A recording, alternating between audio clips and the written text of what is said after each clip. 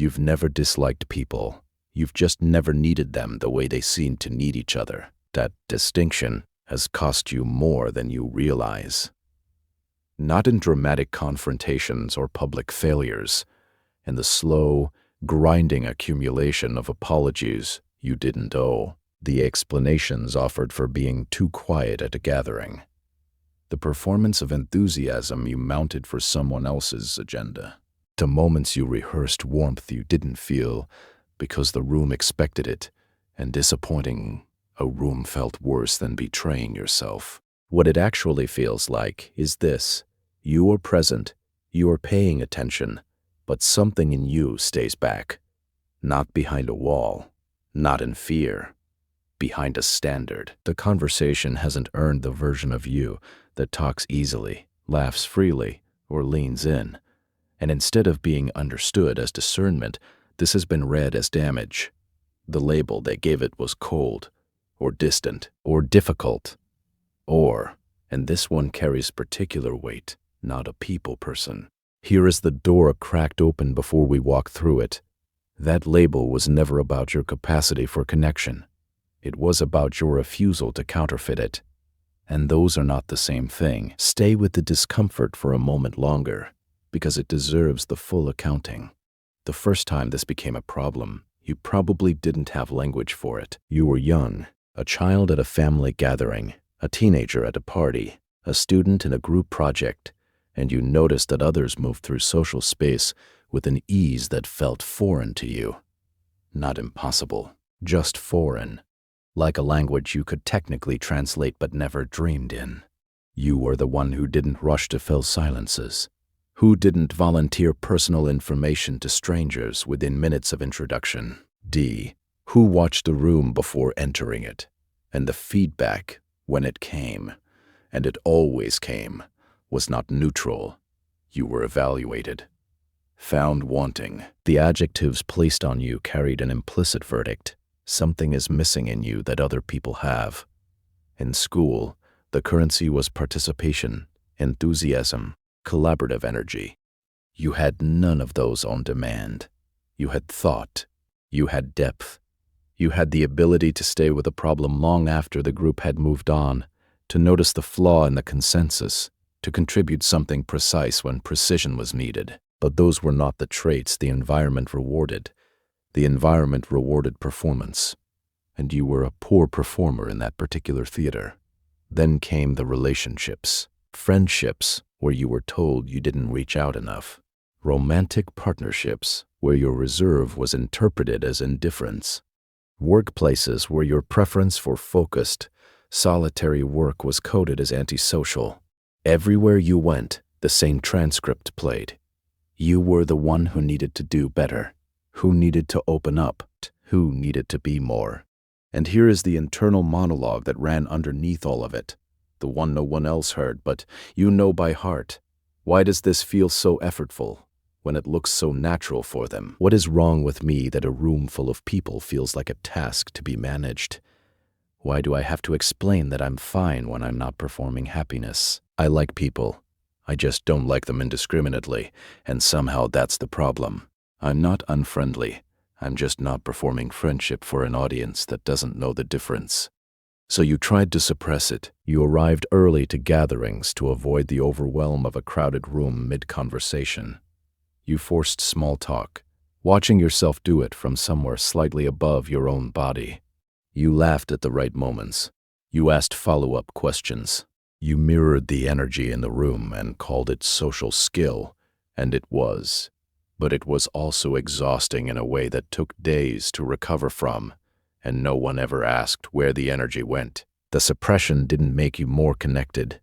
It made you a better actor. And the better you got at performing the version of yourself that the room expected, the further you moved from the version of yourself that could actually form a real bond with anyone. Because here is the real question underneath all of this. Not the one you ask out loud, not the palatable, am I normal? But the one that sits at the center and doesn't move. Why do I have to make myself smaller to be considered acceptable, when the people who are never challenged to make themselves larger, the loud, The gregarious, the endlessly available, are handed social approval as a birthright. Now we build the argument. 5 points, each one distinct, each one building on the last. This is not reassurance. This is a case. Not a people person is a deficit framing. It defines you by an absence, by what you supposedly lack, rather than by what is actually present. The phrase implies that people who are gregarious, who fill rooms easily, who perform warmth on cue, have something you don't. A capacity, an orientation, a virtue, even. But consider what the phrase actually describes when applied honestly. You are selective. You are calibrated.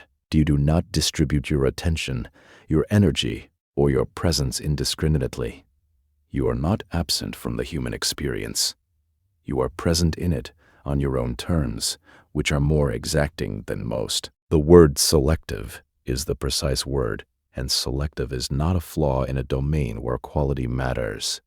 A selective palate is not an inferior palate.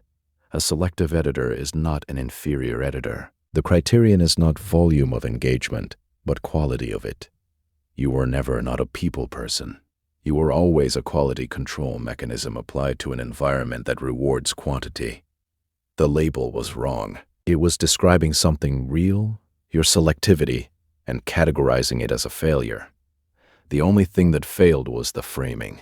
Psychological research on introversion, low gregariousness, and social selectivity has spent decades trying to find the pathology in this trait. What it found instead is a coherent, functional personality architecture. People who score low on extraversion or warmth in personality assessments do not lack social circuitry. Their social circuitry is differently calibrated. The threshold for stimulation is lower, which means that environments that energize a highly extraverted person are genuinely costly, not as drama, not as preference, but as measurable cognitive and energetic load. For someone like you, this is not damage. This is tuning. A microphone tuned to pick up quiet sounds becomes distorted in a loud room. That is not a broken microphone. That is a precision instrument being used in the wrong context. The real psychological origin of your selectivity is not trauma, though trauma can reinforce it. It is not fear of people, though anxiety can co-occur with it. It is a baseline, neurological reality that makes depth sustainable and breadth costly. You were built for signal, not noise. And signal-oriented systems do not perform well in noise-optimized environments. That is not a malfunction. That is a mismatch. You were not made to be everything to everyone. You were made to be something real to someone who can receive it. When someone tells you that you're not warm enough, not open enough, not open enough, not easy enough to be around, that judgment is not neutral data about your character. It is a report about their comfort level with encountering someone who does not perform on demand. The people who most consistently pressure others to be more social, more expressive, more available, are people for whom social performance is the primary currency. They have built their sense of self and their sense of others on the visible markers of engagement. Smiling at the right time, talking freely, displaying enthusiasm. When they encounter someone who withholds those signals, they read it as hostility. Because in their internal framework, the withholding of performance is the same as the withholding of acceptance. What they cannot account for is a person who simply does not run on their currency, who is not withholding warmth, who is just not manufacturing it for an audience that hasn't asked a real question yet. Their discomfort in your presence is not evidence of your deficiency. It is evidence of their dependency on a kind of social feedback you decline to provide. They need the performance. You notice that they need it, and that noticing, that precise, calibrated read on what is actually happening in a room, is exactly the capacity they cannot see because they're too busy managing how the room feels to them. When someone is made uncomfortable by your composure, they are telling you something about themselves they did not intend to share. Not suppressed. When you are not spending your cognitive energy on performance, Something specific becomes available that is not available to people who distribute themselves widely and thinly. You read situations with unusual accuracy. Because you are not invested in the social outcome of a room, you see the room as it is rather than as you need it to be. You catch the inconsistency in what someone says versus how they move. You notice what goes unspoken in a meeting. Do you track the dynamic underneath the conversation, not just the conversation itself? The relationships you do form, when you form them, carry a depth that is rare because you do not form them casually. The ones that exist have passed through a filter that most people never apply. Your trust is not given cheaply, which means when it is given, it means something. The people who have earned your presence know they have earned something real. And in professional environments, when this trait is allowed to function rather than suppressed, you produce work of a quality that comes specifically from the capacity to sustain attention without the constant pull of social stimulation. Deep work is not a productivity technique for you. It is your natural mode. The world is paying increasing premiums for exactly that capacity. The advantage is not hypothetical. It is structural, and it has been inaccessible to you for as long as you have been spending your energy trying to become someone the room expects instead of someone the situation needs. When this trait is suppressed, it does not disappear. It distorts. The selectivity that should function as quality control becomes withdrawal. The capacity for depth that should produce real connection becomes isolation. The precision that should be applied outward turns inward as judgment, of yourself first, and then of others as a secondary defense. You become not less selective but more shut down. And shut down is not the same as selective. Shut down is suppression wearing the face of preference. When this trait is acknowledged and directed, when you stop apologizing for it and start understanding it, it operates the way it was designed to. You choose your environments with intentionality rather than avoidance. You invest in the relationships that can actually receive what you bring. You stop leaking energy into performance and redirect it into the work and the connections where it produces a return. The same trait that makes you cold to someone who needed your performance makes you indispensable to someone who needed your precision. The trait didn't change. The context did. Suppressed, this trait shrinks you. Owned, it is exactly what you are. The language you have been using to describe this trait to yourself is borrowed from the people who misunderstood it. I'm not great with people. I'm kind of antisocial. I struggle with socializing. That language treats your trait as a deficiency in a skill you should be better at. It locates the problem in you and frames it as something to be fixed. The replacement is not a positive affirmation. It is a description that is simply more accurate. I am selective about where I invest my social energy. I connect deeply rather than broadly. I have a low tolerance for interaction that doesn't have substance in it. Doesn't have substance in a flaw. They are accurate descriptions of a real orientation. The difference between using them and the old language is not self-esteem. It is precision. When you describe yourself accurately, you stop looking for a cure to something that isn't a disease. You start looking, instead, for the context that fits what you actually are. Change the internal language, and you change what you are trying to solve for. You were never trying to become more social. You were trying to find the environments where what you are is the right answer. Not all social environments make equal demands, and not all of them extract equal cost. Part of the work here is developing a clear-eyed map of which environments allow you to function at full capacity and which ones require you to diminish yourself to survive in them. Environments that function well for this trait share certain characteristics. There is a clear purpose or task that structures the interaction. The relationships in them have depth. There is shared history, genuine investment, enough trust that conversation does not need to begin at zero every time. You are not required to perform enthusiasm. You are valued for output, precision, or genuine engagement rather than social ease. Environments that suppress this trait also share characteristics. They are structured around social performance as the primary activity, gatherings where mingling is the point, not the medium. They reward visibility over substance. They are populated by people who take composure personally. They require constant code switching between your natural mode and the one the environment demands. Knowing this distinction is not permission to avoid discomfort. It is permission to stop treating every environment as equally worth your full effort. Some rooms do not deserve the performance, and some rooms do not need it. They need you as you actually are. The audit is about telling the difference before you've already spent the cost of being in the wrong one.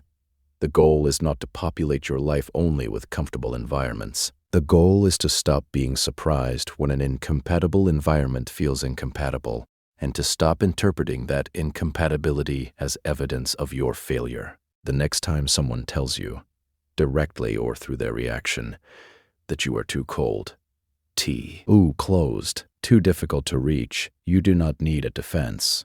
You do not need to explain your trait or justify your personality. You need a two-sentence internal response that reorients you before you perform the apology you don't owe.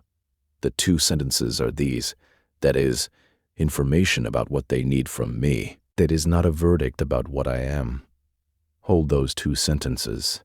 They do not require you to dismiss the other person's experience. Their experience is real. They wanted something from you that you didn't provide, and they felt the gap. But their experience of the gap is not evidence that the gap represents your failure. It represents a mismatch in what they needed and what you are. Mismatches are not verdicts. They are data. Use those two sentences before you speak. Use them before you internalize. Use them before you begin the long, familiar process of deciding that the room was right and you were wrong. The mental posture of someone who has stopped treating this trait as a liability is not pride. It is not defiance. It is not the performed confidence of someone who has decided to own their flaws. It is simpler than any of those. It is the quiet recognition that you are not a flawed version of an extroverted person. You are a complete version of the person you actually are. And the person you actually are has a specific architecture, a set of actual capacities and actual limitations that produces real value in the right context and real friction in the wrong one. Ownership looks like this. You stop trying to become more comfortable with environments that require you to be someone else. You start making better decisions about which environments to enter. You stop explaining your energy levels in apology. You start making choices about relationships, about work, about where and how to spend your presence, from the assumption that your instincts about where that fits and what doesn't are worth listening to. Not because you are always right, but because you have been systematically trained to ignore data from inside yourself in favor of external pressure. And the results of that training have cost you enough that it is time to run a different experiment. Ownership is not a feeling. It is a decision to stop deferring to the framework that was never built for you. You have been measuring yourself against a standard of social warmth, availability, and enthusiasm that was not designed with your particular architecture in mind. The standard was built by the majority, by the people for whom social performance is natural, low cost, and self-replenishing, and then applied universally as though the standard described a human virtue rather than a personality type that happened to be common. You are not failing at the standard. You were never playing the same game. The game you were assigned to lose was never yours to begin with. Here is what is actually true about you right now, without softening and without inflation. You have spent a significant portion of your life trying to become something that costs you more than it produces. You have performed warmth you didn't feel, extended yourself past the point of honest capacity, and returned home from social obligations carrying a depletion that you quietly interpreted as personal weakness. You are not weak. You are someone who has been running on the wrong fuel for a very long time. The connections you do have, the real ones, the ones that didn't require performance to initiate or maintenance to sustain, those are not accidents. They are the result of a filtering process that you ran instinctively and that the people who cleared it understood. On some level, even if neither of you ever named it. You let them in not because you lowered your standard, but because they met it. Hat is not a small thing. In a world where connection is everywhere and depth is rare, the ability to recognize the real thing when it shows up is not a social deficit. It is the only thing that matters. The final reframe is this. This trait is not about your relationship to other people. It is about your relationship to quality. You apply it to human interaction, the same way you apply it to everything else, to work, to ideas, to the use of your time. You are not cold. You are someone for whom the thing has to be worth it before you give it what it deserves. Most people never know what they're worth. You do. You've just been apologizing for it.